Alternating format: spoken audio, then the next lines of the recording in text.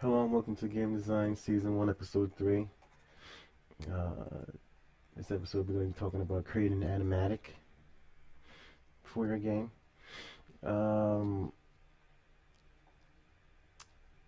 the premise of an animatic could be very simple, but how you go about creating it, as you'll see in a minute, um, could range from anything fairly simplistic to something that could take a fair amount of time with the detail you could actually add to it.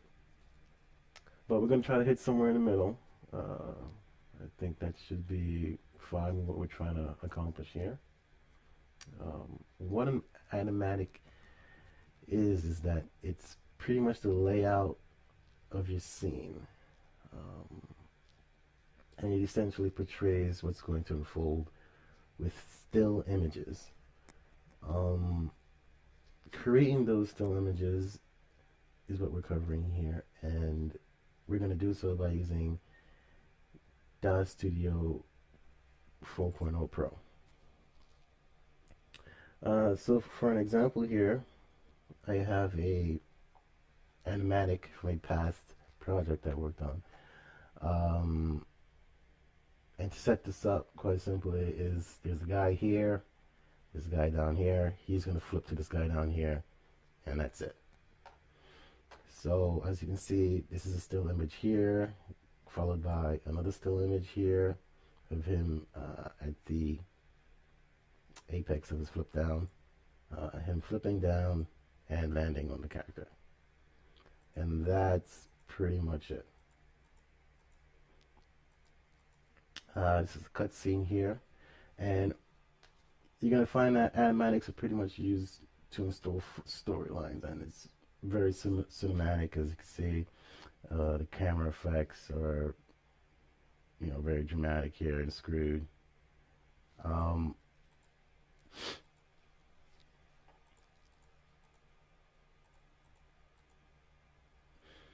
this is actually going to apply to what we're doing today is because we're going to create a throw animatic.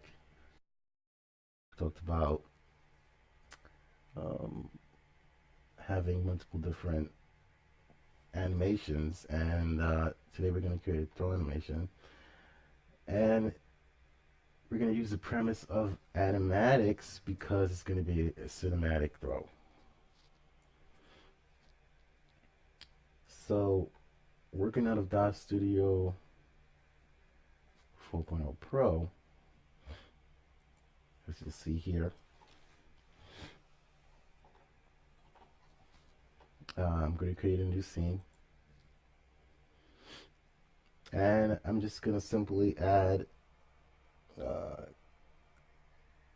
2 characters to the scene, because it's going to be a throw, so it's going to be physical and it's going to have 2 characters. So I'm going to open up one character. And if you're not used to DAZ Studio, when you open up a character, they open with a box with red, blue, and green arrows on them. You just hold down the points of these arrows and drag them to actually maneuver them around the stage. So now I have my 2 characters open here. Of course, there's infinite numbers of detail and level and design you could add to each individual character. I was going to keep it fairly simple and just add on basic costume here I have laid out, and I'm simply applying them by, if you're not used to DAZ Studio, you just click on the character and double click each of their costumed items. So I'm applying some clothing to one of the characters to make them stand out a bit, just so we have a differentiation between the two characters. Um, so right now I'm doing a little bit of customizations on that. Um, I'm skimming through this quickly because this could take a lot of time to actually find your comfort level of how much design you want to actually put into it before you begin your animatic, because you can always come back and add levels of details and skin textures and things as such. But it looks fine. Probably going to leave it as that. Probably going to add a little bit more customizations to the primary guy I'm going to be using for the throw. Just to differentiate him and make him stand out a bit. Just going to give him some hair. Going to line it up and make sure it fits right. I don't have to worry about color for right now. We're going to add that. You can always add that later. And that should be good for now for what we're trying to do. Yeah, that's good. So we're gonna start here, and using these two characters, I'm gonna start with the pretty much the beginning animatic of the throw. So with the grab, what you want to do is in Data Studio 4, you also want to find a pose. Let me rewind this a little bit. Okay. You want to actually search and find a pose that would, get some of the work done for you.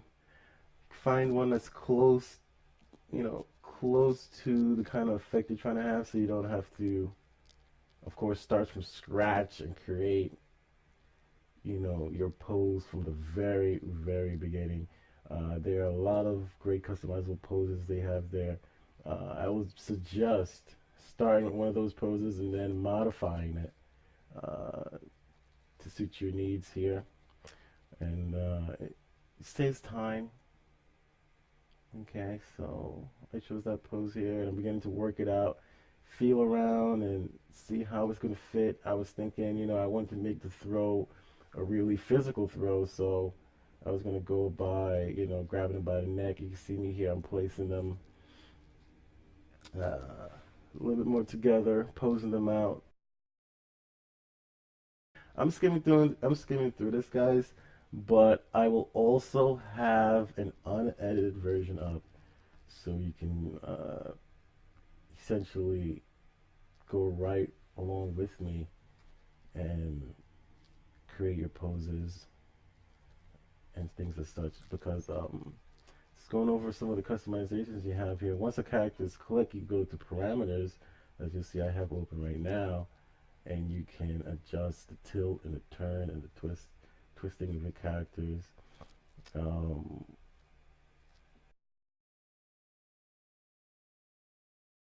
But you'll see right here, I started with a base pose for the initial character with his hand stretched out there, but it actually wasn't working out too much for me, so I do believe I started from scratch. Yes, right here. As you can see, I changed my animation, started from scratch, and I'm starting the process of posing his arm in the grab state that I want it to be in. So I'm adjusting his shoulders. And of course, guys, this could take a fair amount of time if you're getting really intricate with what you're doing. As you can see here, I'm skimming through it, but I'm doing it from scratch, so it's taking some time. Of course, like anything, with animation, takes time. But what I want to talk about is